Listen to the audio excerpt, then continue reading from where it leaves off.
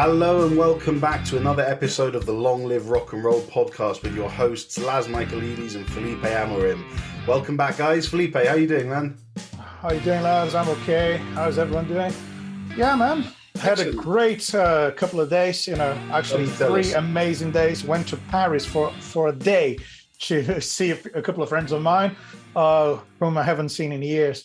And then I went to the O2 Arena for 2 consecutive days to see John Fogerty and Elton John. And it was John Fogerty's birthday on his gig and Elton John's last gig ever in London because apparently he's retiring.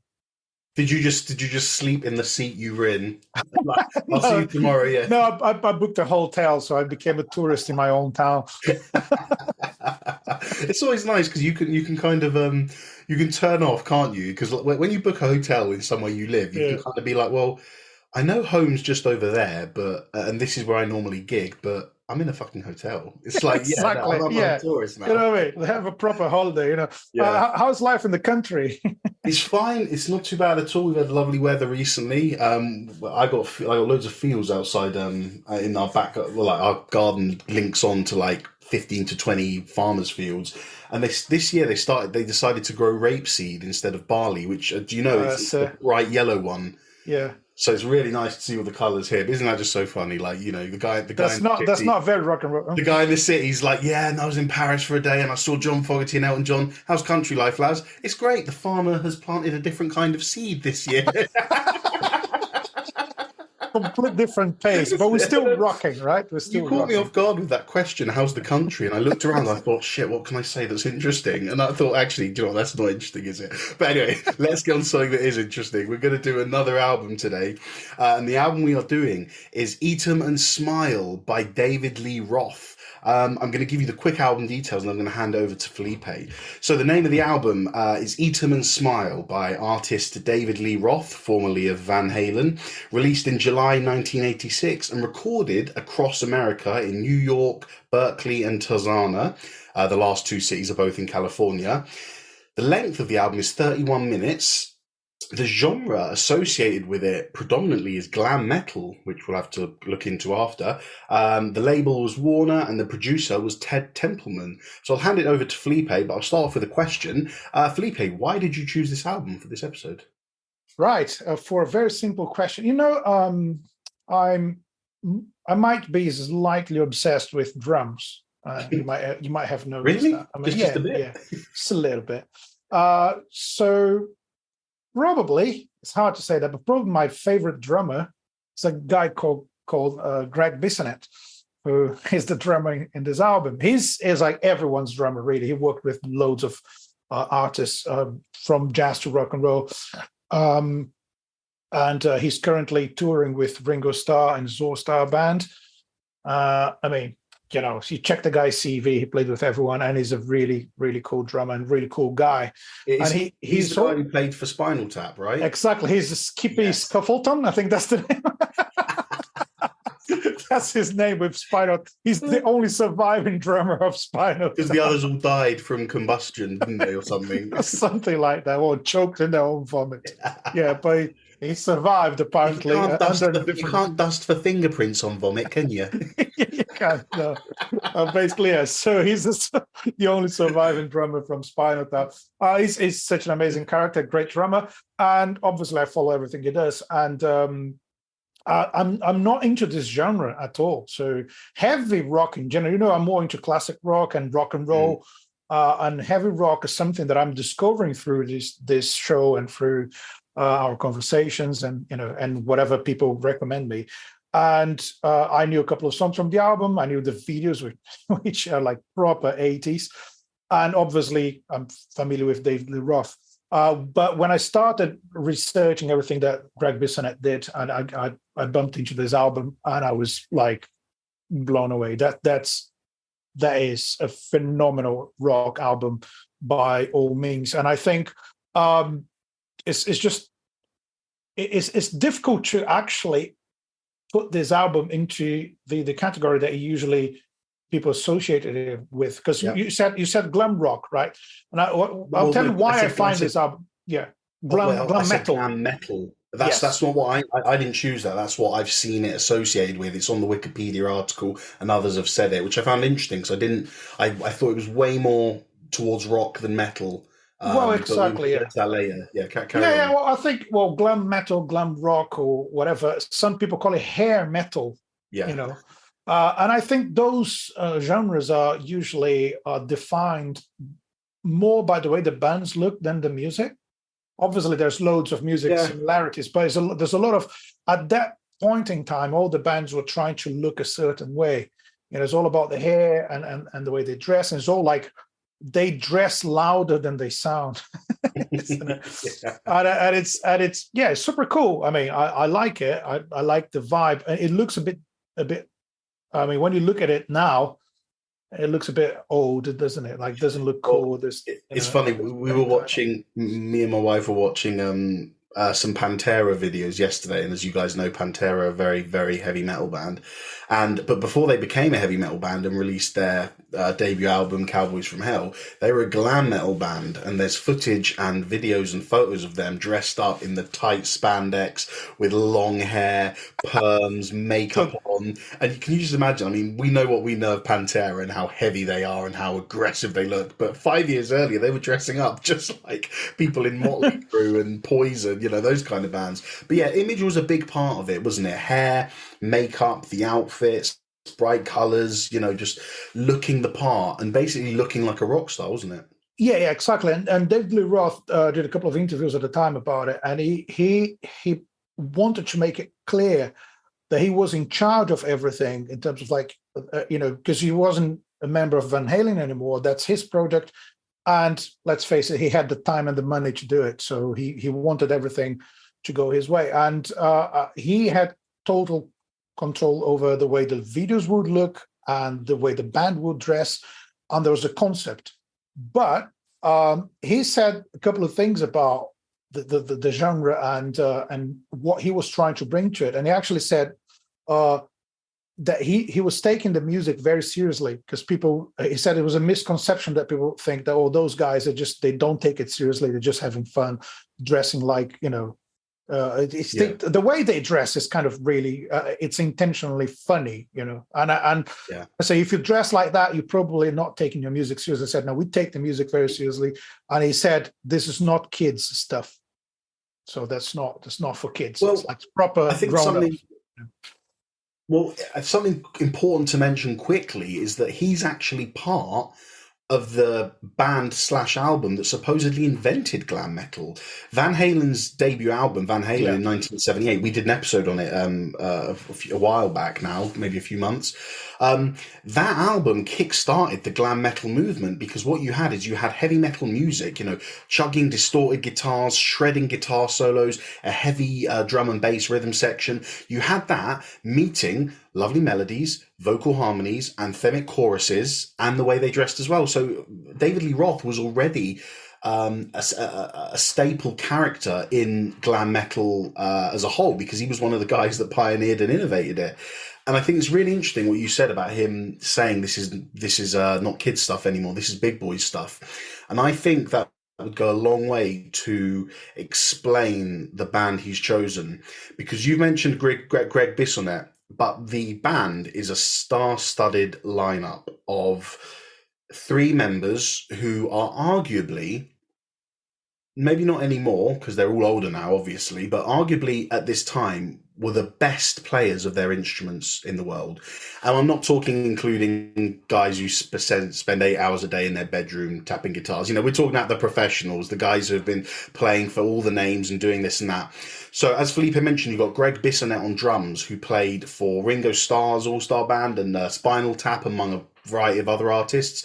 You've got Billy Sheehan on bass, who played for Mr. Big, Talus, and more recently he's played for the Winery Dogs. And you've got Steve Vai on guitar, who played for Alcatraz, and more importantly to me, who had just come from playing with Frank Zappa.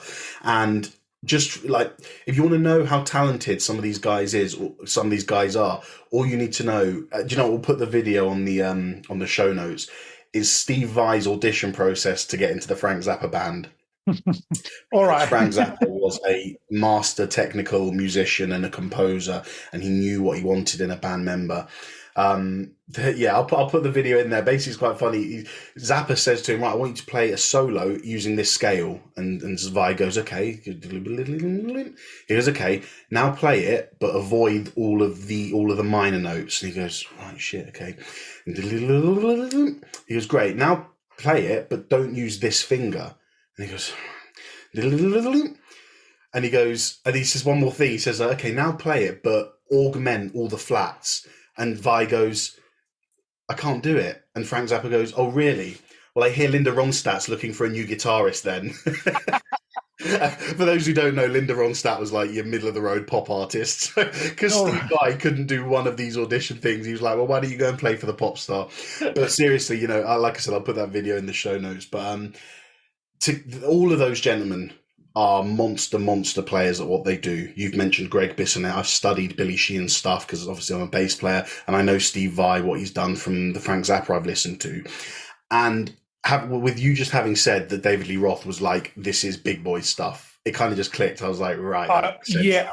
And I think he had to prove he was a rock star in his own right. He wasn't like, oh, that guy from Van Halen. Also, if you come from a band with such fantastic musicians like the Van Halen brothers, right? Because they were like out of this world in terms of playing and being creative. Yep. So how do you top that? Because you want to prove something. You want to prove you are better than your original band or whatever. There are very few people you can go to who are better. Yeah, exactly.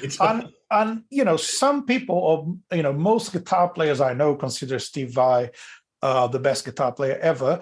Mm-hmm. I find really hard to consider any musician the best ever, but there's a reason why so many people consider him the best, because he can play stuff that no one else can. So he's just an absolute star. Having said that, I mean, with after talking about Greg Bissonette and Steve Vai, I think Billy Sheehan is the star of the album. Interesting. Really. I just go on, because shredding on guitar is kind of commonplace in rock music.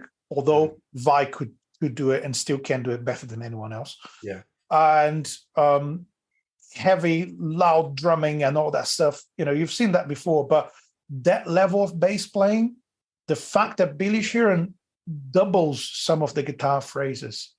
I mean, it's not that easy to follow Steve Vai. Right? So if you do all that stuff on the bass, at the same level as the guitar, and to play those amazing bass lines and still groove, he's one of the few guys in the business who can do it. I think the idea behind the lineup, and I think, to be honest, the best thing about the album is the lineup, is the fact that you not only have a great singer, but he picked not some of the best guys in the business, but the best guys. All of them, yeah. The session, a proper hired guns, guys who could be working with anyone.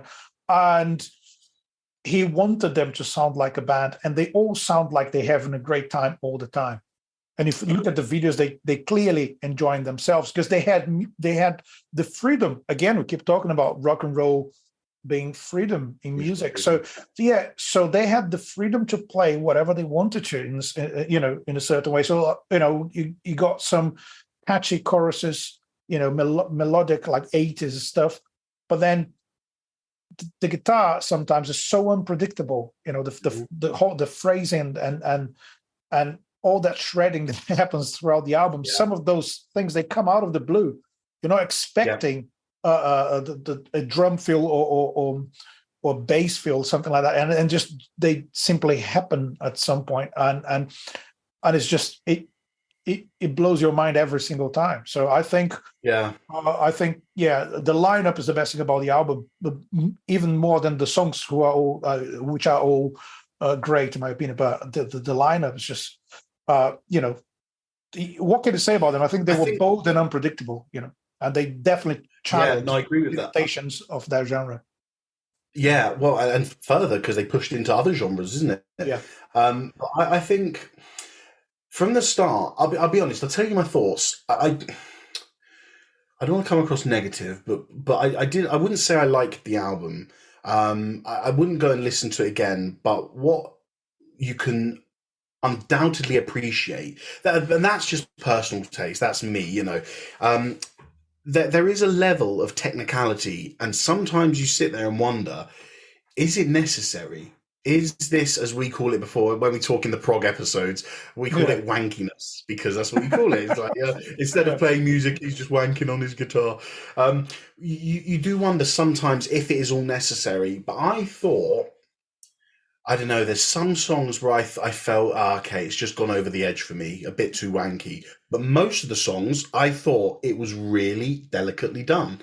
I thought you had flashes of guitar brilliance in like a really fast and well played riff, then followed by a sweep like, and that, like you said, Billy Sheehan doubles it, and you're just like, hold on, where did that come from? But when I heard it for the first time and I got to the end, I wasn't overly impressed because I didn't necessarily enjoy how the album sounded to me, because like I said, I thought, well, is this just a bit too technical for the sake of it?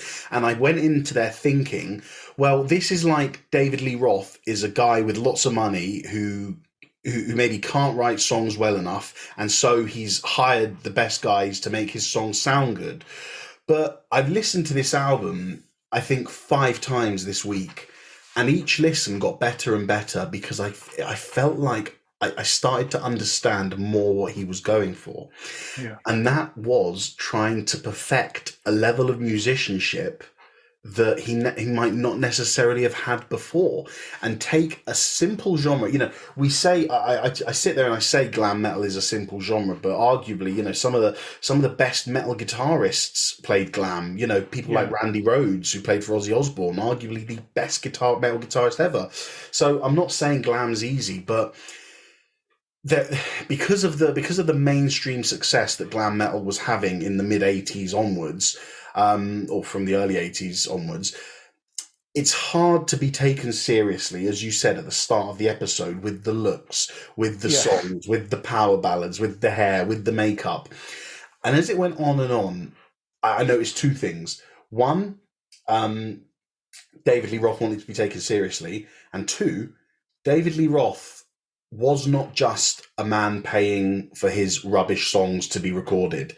He was as integral to the album as they were, I think. That is really true. Yeah. His songwriting was really good. And it's just, I normally, if I listen to an album and I don't like it, I'll kind of be like, okay, that's it. It is what it is. I'm happy I've listened to it, but not for me. And I still now, if you say to me, do you like the album? I'd probably still say, it's okay. But they got better and better each time I listened to it. And that's because I'm mainly a music guy. Mainly I focus on the instruments before the lyrics or the vocals. Yeah. But as I started paying more attention to the vocals, you hear what David Lee Roth brings. Yeah. And it's almost like I wish I hadn't have known that the musicians playing on the album were on it.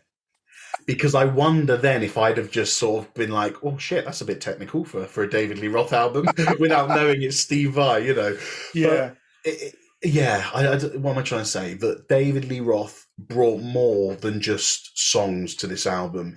He brought a level of performance that I believe matched the others. Maybe not technically, maybe didn't do something as technical on the vocals as Billy Sheehan did on the bass, but it still feels like he did. Yeah, exactly. And maybe if the vocals are not that technical, maybe that means it's more, how can I put it? It's more human sometimes. Yeah. You know what I mean? Like, and it communicates. And you being the front man, the most important thing is to be able to communicate with people, really, to deliver a message, even if the message is like sex, drugs, and rock and roll, which seems to be in this scenario. That again about the band, there's one thing he says about them that I think is the best way to describe those musicians. He said they both book learning and street smart. That's a really, really cool way of defining a musician, because we know there's loads of academic guys, the book learning guys. So they learn everything from the music books and they understand all the theory behind it, but they're not street smart. They can't just jump on stage and improvise with a band. And you have a lineup in which every instrumentalist can play anything, and they had like an endless vocabulary of musical ideas to serve the lead singer. I think they got it right.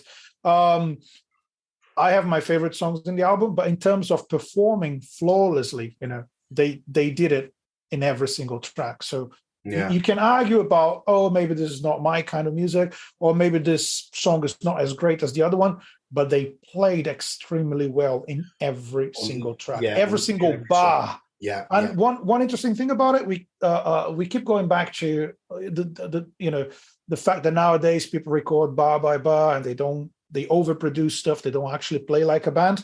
Yeah. I didn't expect to hear this from an interview by Steve Vai, but he actually said this was the most organic record I've ever made. Wow. Interesting, isn't it? After playing with Zappa, after and he made his own albums after this, and they all phenomenal. Greg Bissonette played in some of them, Oh, really? And yeah. So you would think that Steve Vai have done impressive things and he's got an amazing career, but to say that this was the most organic album, it really means something with a guy with a resume like him, isn't it? Yeah.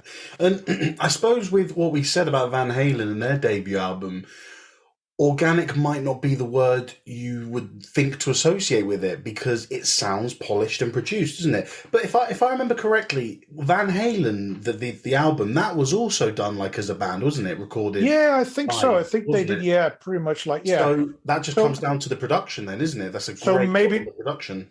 Maybe it was Lee Roth's idea. So he maybe turned to Steve Vai. I don't want you to record bar by bar. I don't want you to, overdub a lot of shit. I just wanted you to go and play. Yeah. And they played like a band, and they sound like a band having a good time. That's exactly what I got, a sentence like that in my monologue. Yeah, it's great. One really interesting thing, and again, something that I was very surprised to read, all of them, I don't know if that's factually correct, but all of them have a songwriting credit. Yeah. Or at least there's a song that was written by Vai, Roth, and Sheehan. Billy Sheehan brought one song from his other band, Talus. There's David Lee Roth and Sheehan writing songs together.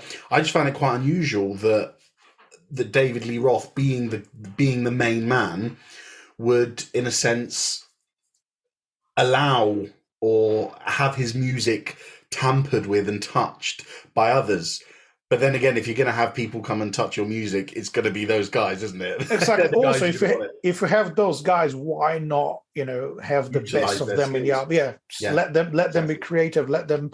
So basically, it's a band album. It's not a lead singer kind of solo album. Not really. It's got his name. The clever thing is to keep your name on the album cover and make it as your solo career if you want to be in charge, and also if you have big name like he had at the time. Also, apparently it was his decision to leave Van Halen, so he probably knew what he wanted, and I think he wanted to be bigger than them in a certain way. And I think it was worth the effort and the attempt of doing something, because I think it's really hard to compare. It's really hard to say that what Van Halen was doing at the time without him is, better or worse than this. It's just complete different things. Yeah. And I think he took a step in a slightly different direction than Van Halen, although he kept the essence of the style. Yeah. From what I've heard, I haven't listened to the album 5150, which is the album that he did. I think that's the album he did before he left Van Halen. 1985. But I think he was by that time replaced by. So am I wrong? So was Sammy Hagar in Van Halen for that album? I think, yeah. My point is that you have a check if you want. My point is that I've read people compare these two albums, because it's the album that Van Halen released that was so maybe it was Sammy Hagar then, but. People were saying that it's not quite up to Van Halen level, but one song that is on that album, I think, is Jump, isn't it? That famous Van Halen song with the keyboard sound. And I thought there was some keyboards on Eat 'Em and Smile, but it did feel more like old Van Halen. Oh, no, that's Jump. So that's with Hagar, yeah. It was Hagar, that's the one, that's what includes Jump. I'm not that familiar with the whole Van Halen discography, so yeah. So I just found it interesting that this album did feel more hard rock and more heavy rock than I don't know what you want to call it, synth rock. You think of that song by Van Halen, Jump. Again, guys, any song we mention in this episode will be on the playlist in the show notes, so you can have a listen along whilst we talk. If we mention a song, you go and have a listen to it, so you're sort of keeping up with what we're saying. But Jump is a very keyboard heavy song, and I found that although there were keyboards on this album, it definitely had a heavier rock, old school rock feel to it, didn't you think? Yeah, I think so. I think, and again, I think this album reminds me more of Van Halen's first album than, for instance, the song Jump is way more into pop music than. Although it's got impressive drums and guitar, etc., but maybe this album is more rock than what Van Halen was doing with Sam Hagar. It's difficult. Again, I'm not a big fan of those comparisons in the end, because I think when a band splits up, when you have someone going solo and releasing a different album with a different band, if you look into the positive side of things, it's like, well, now we got two great bands. How cool is that? Exactly. Out of one band, he got two great bands. That's how I look into things, and I think it's amazing that he did that and did his own thing before his band turned into shit. Because that sometimes happens when people are not happy to work together again. So what are the odds of them producing a great album if they hate each other? It might happen. It has happened in some cases. But it could have been a disaster for him to just continue with Van Halen. So why not doing his own thing? So I like what they did without him, and I like what he did without them. He took hold of his career, didn't he? He grabbed it and said, I've made the decision of how I'm going to go forward with this. Yeah, exactly. Exactly. Getting into the songs, is there any particular songs you want to talk about? Any aspects? Yeah, there are some songs. I mean, I could talk about all of them, but I want to mention the fact that this album. Do you really love this album? Is it one of your favorites? Yes. Well, one of my favorites. It's a big statement because oh man, I don't know if I can. I don't know if I could come up with a top 10 list. That's something for us to try one day in the show. I don't know. We'll do it. But amongst the albums, there are not the kind of rock that I listen to is one of the best. You know what I mean? Like, I don't listen to glam rock or whatever that is. I don't care that much about that genre, and I think there's great stuff in it. It's just not my thing.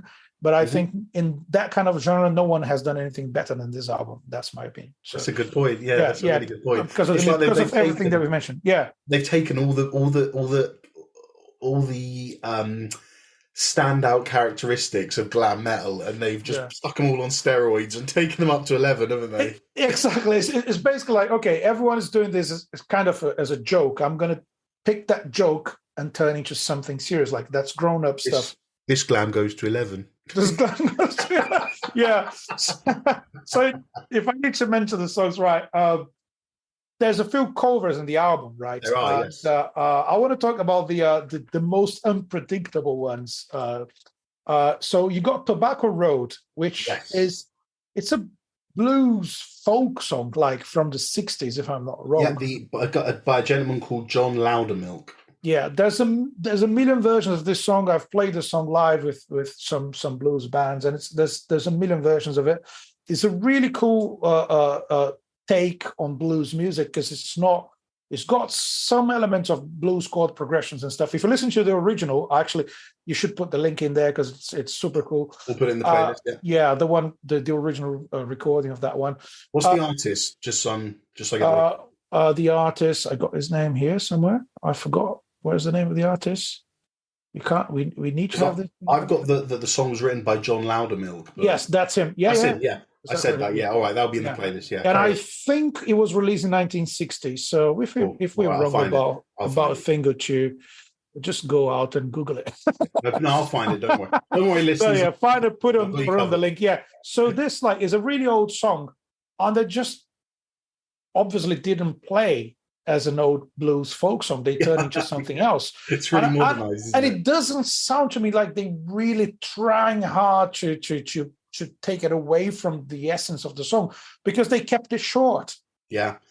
There's a really aggressive guitar on it, but so it's nothing like the acoustic original stuff, but it's not a long, they didn't do an extended version of it. All the parts are pretty much the same.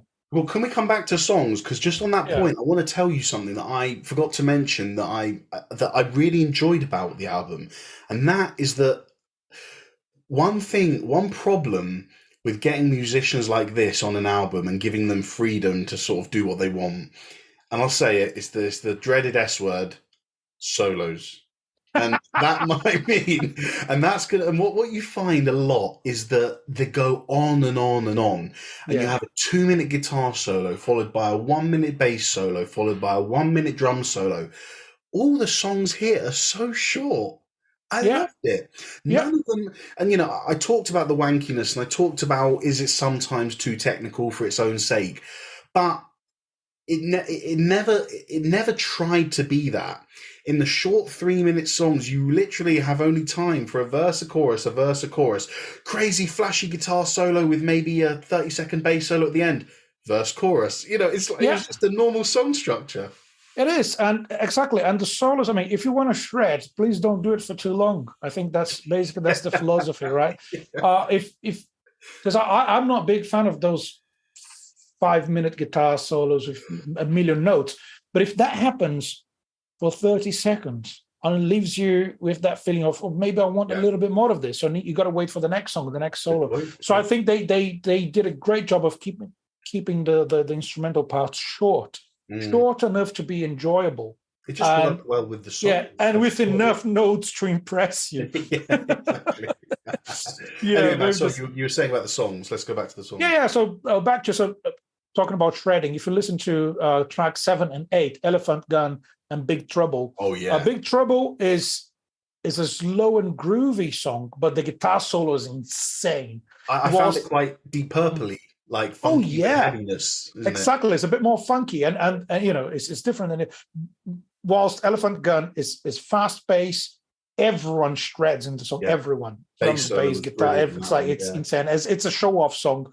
And they did it well again because they kept it short. Yeah, but it was a show-off song only when they get to the solos, because the rest of it is a good song. The chorus is great. The verse is great. I thought it was brilliant, that one. I really enjoyed what's it called? Elephant Gun, yeah. Yeah, Elephant Gun. Yeah, if you so it's more like if then you have like track 9, Bump and Grind, which is the lyrics and everything's typical 80s. Yeah. Whilst you Going Crazy as a fantastic typical 80s video as well, as those cheesy keyboards and but some cool bass and guitar unisons. So that's what surprised me in the song. The bass was playing harmonics in it, and it had a little slap thing. Yeah. So for listeners who don't know, a harmonic is when you find a sweet spot on a guitar or bass string where you can. You place your finger gently on top of the string and you pluck it, and the note will ring out, and you can remove your finger. And because it's been plucked in the perfect position, there's like an even amount of wobble either side. I can't really explain it. You should. That's a good explanation. Yeah. And so the note carries on, and he does a whole solo like that, which is it's like, and they sound very airy, very like that. And he does a whole solo of it, and then suddenly it's like he starts slapping them, and it's just great. Yeah, very technical. Yeah, some of the techniques that Billy Sheehan and Steve Vai came up with and showed off, that album. Those techniques are not. You're not going to find them in other records. You're not going to find them played by any other musicians, really. I thought "Going Crazy" was the most Van Halen-esque song on there. Good point. And it's probably that one and "Bump and Grind" are the most 80s. Agreed. Kind of glam rock songs in the album, in my opinion. One interesting one is Ladies' Night in Buffalo, which I love that one. Funky. That is funky and has a lot more space. It's the first word I wrote, funky. Yeah. All right. Yeah. Go on. Yeah, it's another collaboration by Steve Vai and Lee Roth. So, but there's a lot. I just think there's a lot more space. So it's like track 4 in the album. They've been shredding for a while. They leave some room for you to just dance and enjoy. I like that one. And it comes in a good point in the album. I agree. Yeah. I found it almost a bit jazz fusion-y. Yeah. There's a guitarist called Lee Roth who's got a song called "Fly by Night," and I studied it. We did it at it's super cool. And it just really reminded me of this, just elements. Do you know what? Half of that could be the space, because again, if you put more guitars in there, it's heavy metal or rock. If you put less guitars and more chords, it's jazz, you know. But the fact that there was that nice balance between them, that's maybe what gave me that sort of jazz fusion idea. A point you just made, what did you say? Yeah. So a point I've got is that despite the sometimes over the top, and I'm not talking about this album, I'm talking about these musicians, despite the sometimes over the top wankiness that these musicians can sometimes produce, and musicians of this caliber can produce, one thing you always have to give them credit for is that they always know how much or how little to play behind when someone else is doing their thing. Yeah. My favorite quote in music is, "It's not the notes you play, it's the space you leave." My favorite ever quote, the most important quote that was ever spoken to me in my music playing career, because when you've got the world of music at your fingertips, and I'm sorry, I'm making that shape because that's the shape of my bass guitar neck, like that. You know, for you it's this, isn't it? Like everywhere. Yeah. But when you've got the world of music and every note at your fingertips, you've got a plethora of ideas, and you're sat there saying, "Oh, I could do this. Look, I could do that. You know, what if I slap? What if I play chords? What if I play faster? What if I play more notes?" And sometimes the best thing to do is to just not play. You know it as well as a drummer. Yes, well, exactly. One of the songs, the ending of Elephant Gun. This is the note. This is what made me make the note. That's a heavy metal song, very technical, solos galore, shredding, but at the end, the last minute or so, it just has this beautiful balance where Billy Sheehan does a bass solo and there's no guitar behind it. And then I think or vice versa, but then Steve Vai does a solo and there's no bass, or there's limited bass, or is it drums? Anyway, you listen to the end of Elephant Gun and you know what I mean. It's just, it can be good, and it's brilliant. He's got Steve Vai playing, but if all Steve Vai does on that album is shred, what's the point? Yeah, you need Steve Vai who knows how to interact with other musicians. They all give each other like a space to shine. You know, like that's your moment. You do your thing. I'm listening to you. Yeah, and I think there's a lot of respect there. And it's interesting to notice that it's a rare occasion where hired guns like them get paid to play more. You know. You're getting paid to overplay sometimes, which is not really what most producers would tend to do. That's what their solo albums are for. Yeah, exactly. But they happen to be doing this in this album. It's amazing. I want to talk about the first song, Yankee Rose. It starts as a guitar and vocal conversation. Yes. And that's probably one of the best parts of the album. Because you have a 4 on the floor. For those who don't know, it's when the bass drum, the kick drum plays to like once per beat, 1, 2, 3, 4. So that's the 4 on the floor going on, which is very simple, very basic. It just keeps the beat. So it makes you start to, dance along with the song. So, okay, cool. I know what they're going for. And then right away you have David Lee Roth speaking and Steve Vai doing the same sounds on his guitar. So from the very first seconds of the album, they kind of letting you know what the album's all about. It's like, we have amazing musicians here and we're going to have fun, you know. Do you remember when we did Electric Ladyland by Jimi Hendrix? There's a song on there, isn't he, where he has the conversation with the guitar. Yeah. It's almost like listening to a child trying to learn the first words. I'm pretty sure I said it back in that video, but there's a video of a father watching a baseball game with his son, and the father's saying, "Oh, didn't he do a good throw?" And the kid goes, he's trying to talk. Yeah. I love that you have this. It's obviously not, Steve Vai's not trying to play the same notes that David Lee Roth's saying, but he's making the guitar. He's giving the guitar personality of its own, and when David Lee Roth's talking, he's answering back with it, and it's just So, and before playing any riff or any solo, he's making the guitar speak. So it's like, let's talk first, and then I'm going to start playing, music. And then there's a part where David Lee Roth says something about a woman, like, "Oh, she looks mighty fine," and on the guitar he goes, "Wow, wow." Yeah, but the interesting thing for me about the songs, like, it has a typical 80s kind of chorus, catchy chorus, vocal harmonies and stuff, but the bridge is completely unpredictable. It goes like half tempo kind of vibe, and it's moody. It's not the same aggressive vibe as the rest of the song. So really unpredictable. Was the first single from the album. And there's an interesting thing that I found about it, which I'm not sure how accurate it is. I don't know. I'm going to say anyway, because I find it's an amazing story. That was the 100th anniversary of the Statue of Liberty, and the song is a tribute to the statue. So I read that as well. There's a line, "She's a vision from coast to coast."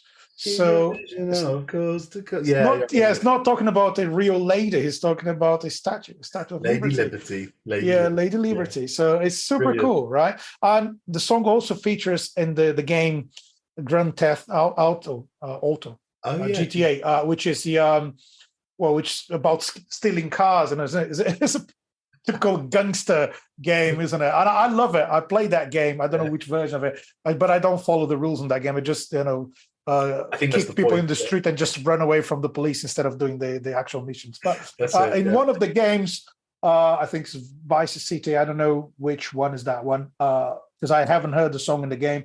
So it's on the radio, on the rock radio of that game. So super cool. Okay, again, that's not my favorite song. I think it's a great opening track. They got it right to put it first. My favorite song has got to be "Shy Boy." Agreed.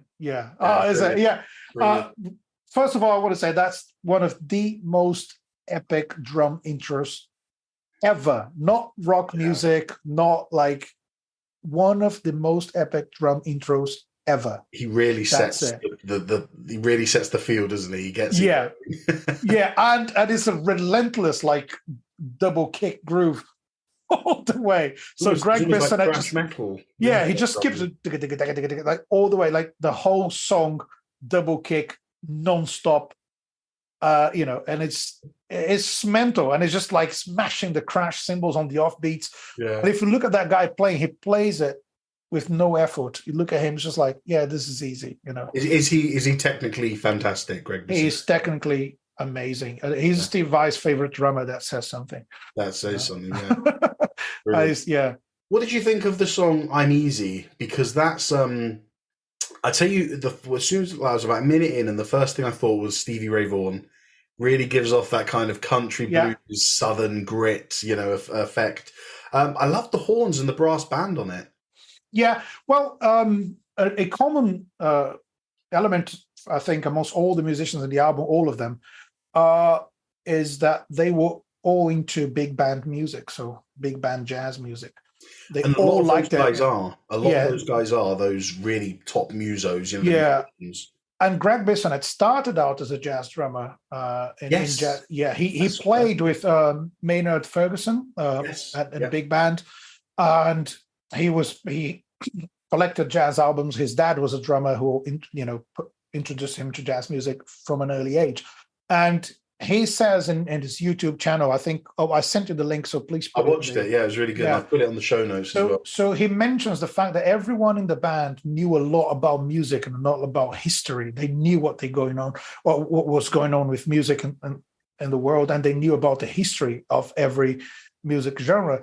And all of them enjoyed big band music. That's why they have those big band-esque arrangements in the album. It happens in a few songs. Well, and I think "I'm Easy," is the third. No. I was just going to say they're very small installments of big band music until the last song, isn't it? Yeah, exactly. It happened. Yeah, the last song. Yeah, we're going to talk about it because "I'm Easy" is the third track in the album. Is my third favorite. So the first being "Shy Boy," as I said. So I think the fact that it's jazzy and bluesy, and it's got, in my opinion, the most melodic guitar solo in the album, and it's really, really short. Yeah. I love it. Now, I'll tell you which one is my second favorite, which is the last one. That's Life. Oh, did I spoil it? I'm so sorry. No, exactly, because we're talking about that. So That's Life is well, it was made famous by Sinatra, wasn't it? Yeah. And they all loved it, and I think they were talking about that song, and David Lee Roth asked Greg Bissonette if he knew how to play that song because he wanted to put in the album. So yeah, I've played in the big band, etc. So they all like that stuff. They're not taking the piss of that kind of music. Yeah. It's not a joke, and I find quite bold to put a song like that in a rock album. Yeah. It can go terribly wrong. Yeah. No, it can. Unless you can swing. Yeah. Well, I found it interesting because as the song begins, you've got Steve Vai doing like some guitar solo on his guitar, obviously. And I thought, I don't know if the whole song is going to be like a rock band trying to make That's Life sound rocky. I'm not sure I'm going to enjoy this. But as the guitar slowly moves into the first verse, the rockiness almost like instantly. It's like, here's how many tracks are there on the album? Like 8 or 9? 10 songs. So it's like the first 9 songs we've had a like an influx, an absolute punch of heavy rock music with complicated, wanky music being played, and then suddenly we get to the start of the 10th song. You get that guitar, Steve Vai doing his guitar thing, but then it kind of fades out, and we're transported to a totally new. And I was going to say a new style of music, but it's not, because you can still hear that it's the same 4 musicians, but we just transported away from the rock and into the big band jazz, and it's played fantastically by all of them. And I have to say that one thing I did not peg David Lee Roth for was being a jazz singer, and he didn't sing jazz there, you know, he still had his rock voice, but my God, the vocals, man. It's so, because we're talking so much about the musicians, we got to give him the credit for leading a band like that, and just performing amazing vocals on top of all those layers of great instrumental parts. And I think his expression, his emotion, and his sounds, the fact that he said, I'm taking this seriously. Yeah, he sounds like he's joking at some points when he wants to. And he sounds like he is a master of his craft when he wants to. And there's So one thing you can say about the album is it's not predictable. That's the thing. Not at all. No, there's so many twists and turns. You know, like we said, blues, rock and roll, glam rock, glam metal, big band jazz at the end. It's like twists and turns all the way, but it still has a distinctive sound to it. Do you think? Yeah. I think that kind of genre, maybe, I mean, I'm probably coming to this conclusion right now. That kind of genre sounds repetitive and boring because people don't swing. I'm not saying they can't swing, but they deliberately don't swing. It's all very straight, like... you're talking about like glam metal, glam rock? Yes, yeah. No one swings. It's just like... and someone playing loads of notes on top of it, and... and high-pitched vocals and vocal harmonies on the choruses, all that stuff. But when they swing like a big band at the end of the album, I think, I think they couldn't have ended it in a better way. There's a certain, like I said, you've been hit with 9 songs worth of incredible musicianship, incredible rock musicianship, and you kind of think, you get to the end of the 9th song, and if you haven't looked at the track listing, you kind of like, there's 1 song left. What on earth could they do more that's going to make this album even better? And then they hit you with a cover of That's Life. Like, I would never think of that song for an album like this. That's what you said at the start. It's an unpredictable album. Yeah. So I think, So my 3 favorites are those: Shy Boy, That's Life, and I'm Easy. Do you have any other favorites? Yeah. So I really enjoyed... So I think Shy Boy is my favourite. I also really enjoyed Ladies' Night in Buffalo. Elephant Gun, Big Trouble, and Yankee Rose I really liked. And That's Life was a really good cover, I thought. Yeah. So hard, man, because I'm sat here of the opinion, which I've written down, which is that I didn't overly get on with the album. and I do wonder if it's just certain sections of certain songs where I just felt maybe this was a little too over the top, because I'm looking down the list now and I'm sat here thinking, and I go, well, just like I said to you, yeah, Shy Boy's my favourite. Yeah, Ladies Night in Buffalo is brilliant as well. Elephant Gun, Big Trouble, and Yankee Rose too. And That's Life's Yeah. good as well. Do you know what I mean? So it's like they're all good songs, and no one, there's no rule that has to say, oh well, you need to decide whether you like an album or not. But I don't know what to say, man. I'm just confused in a really good way. In a really good way. I think we've done so many different albums, Well, I think what it is, and this is really kind of, I suppose, arrogant and pretentious of me, is I think I don't want to like the album because I don't normally like this kind of music where people are showing off for the sake of it. But as I said at the start of the episode, 9 times out of 10, they got the balance of just not showing off. The difference between showing off and not showing off. They got it just right. So I think I don't want to like the album because I don't like pretentious music that is only there to play as many notes as you can. But yet when I listen to it, you can't help but sort of smile when Billy Sheehan does a bass fill. You're like, oh yeah, that was good, wasn't it? Eat them and smile. It's a good album. It's a really good album. Yeah. Do you have anything more to say? No, I just want to hear a monologue. Oh, okay. Here we go. All right, then. Yeah. So it's a really fun album to listen to. It sounds like a band who are having a lot of fun and enjoying playing the music that they are creating. And with some shared songwriting credits, it feels like a treat to the listener.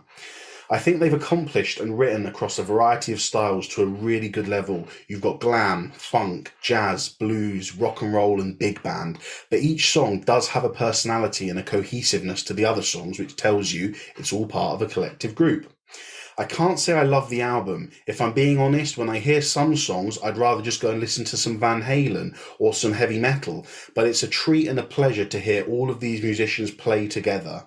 There are a lot of flashy moments of brilliance from the musicians, and you'd assume that of all the people on this album, that David Lee Roth's musicality and musicianship would fall short.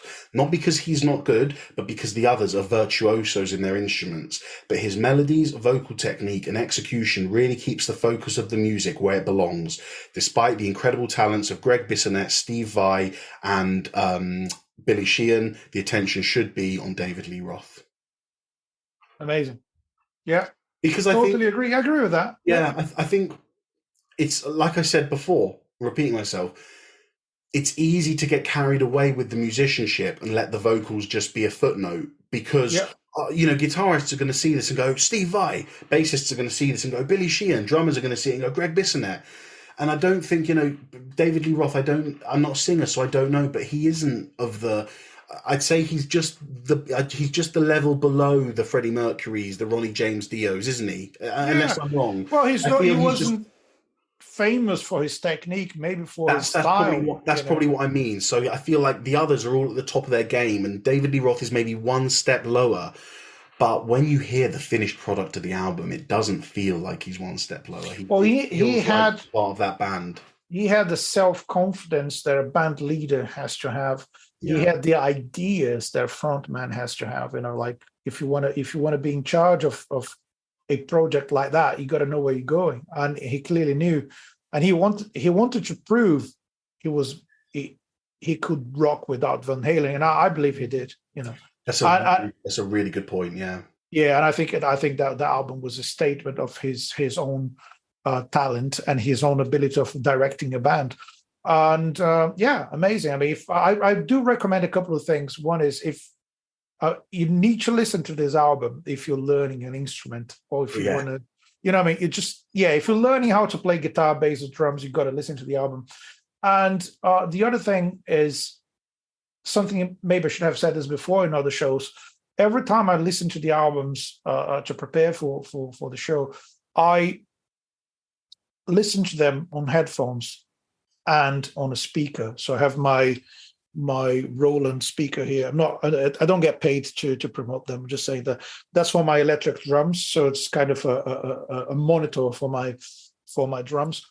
And so it's like if you have high quality speakers or even for an amp or something that you can listen to it as if you're in a concert, just do it, and then listen to the album again on headphones with your eyes closed, listen to every detail in the album. Do that with any album you like, and you're gonna have a complete different experience when comparing these two ways of listening to an album. I don't know if you do that, Laz, but I do that. I like it. Yeah, well, especially when I listen to a new album, especially when one of my favorite bands put a new album out, I have to immerse myself. I have to close the blinds, turn the lights off. My dad always told me that when he first listened to Pink Floyd's Dark Side of the Moon, he got his speakers, because back then you didn't have headphones, so he got his speakers, and they got dual speakers, and he put one either side of his head, lay down on a pillow, turn the lights off, and hit play. And I just can't think of anything else that more sonically, resembles how they wanted you to listen to Dark Side of the Moon, isn't it? Yeah. But yeah, anyway, let's call it a day here. I don't know if you know this. I don't think you do, because I know I do the admin of this show. Today is the 50th episode. Oh, wow. We've done 50 episodes, man. Congratulations, brother. Congratulations, man. Yeah, exactly. 50 episodes. I mean, that seems like a relatively small number in terms of, well, how many vinyls have you got? 50. How many gigs have you been to? 50. How many pounds have you got? 50. It's like, okay, it's just 50. But episodes, man, think all the research we do for each episode and all the time and effort we put into sort of getting them out there to you guys. 50 episodes, man. That's a great job. So congratulations to us. I mean, I think, so thanks for everyone who's been listening to it, because this is a show this is a podcast that wasn't meant to happen. I guess I think you came up with the idea, so hats off to you for encouraging me to do this. I was reluctant for many reasons. Most of all because I don't think my English is up to the standards for a podcast. But anyway, you encouraged me to do it, and this came out of conversations we had in a car on tour, talking about the albums we wanted each other to listen to. Yeah, exactly. And so it's basically what we're doing. We're recommending albums to people, or trying to make them remember how great those albums are. And also just remember that if you're having a shit day, just listen to a good album, start to finish. Stop what you're doing, put your headphones on, listen to a great album, start to finish, a great rock album. That's going to make your day better, whatever your problem is. Music is the healer of the soul. I genuinely believe that. There's so many times. There's times, where I'm not ashamed to admit that I've had mental health problems in the past few years, and there's been particular songs that I've listened to where all your problems just go away because, on a personal note to myself, from myself, there's times where you listen to a song and you think, with so much beauty in the world, what have I got to feel sad about? And, obviously it is justified to feel sad and feel depressed. A lot of people go through it, men, women alike, young men. It's quite a big topic at the moment. But to have music there and to have one or two songs or an album that you go to whenever you're feeling a bit down, a bit low, and you just think, do you know what? Like, for all the shit in my life, for everything that's going wrong, for everything I'm feeling upset about, I can always rely on this band or this album to make me feel better. Yeah. I think that's such a wonderful thing to have, and to know that it will always be there. Unless there's some mass Blade Runner type power down where we lose all the files in the world, then you're always going to have it. Especially vinyl collectors. See all these vinyls? That's what they're for. In case we have a mass power out, we got vinyls to make sure we never lose a song. But yeah, man, you're right. Music is a great healer, and as Felipe said, we do this show because we love music and it's brought so much joy in life, professionally and personally as well. And thank you guys for joining us on this journey. 50 episodes. I can't quite believe that we're there. Congratulations, Felipe, and here's to 100. Let's keep going. I don't want to stop. I'm having a great time. Me too. And I hope, and apparently a few people are having a great time because they had a few thousands of downloads, which is more than I ever expected to get from the show. Not saying that we know, putting our hearts and souls into this, but sometimes you never know if people are going to like it. So for all of you guys who have been downloading and listening to it and streaming, thank you very much. And if you don't know where to find us, I'm going to ask you this time, Laz. Where can you find the Long Live Rock and Roll podcast? On the internet. Anywhere on the internet? I'm gonna try to do a Felipe and say yes. Just use Google. But no, seriously, we are on Instagram, Facebook, YouTube. If you're seeing us now, we're on YouTube. We are at the Long Live RNR Pod. We bringing this to you for free. We're an independent podcast. We do it because of our love for the music. This is our 50th episode, so we'd like something from you as a 50th episode present to us. Could you guys please go and give us a review? Whether you're on Apple Podcast or Spotify, one review where you give us a little 5-star and a couple of words means we go up the algorithms. People see us more often. Instead of typing in long live rock and we come up, people just type in rock and roll and we come up. People type in long live and we come up. One review can make all the difference. So we appreciate you guys tuning in every week or every 2 weeks to listen to us. But it would mean the world to us if you could just give us a short review. And it's going to help us out so much. So thank you once again, guys, for joining us. Thank you, and keep on rocking, everyone. And as usual, happy 50th episode and long live rock and roll.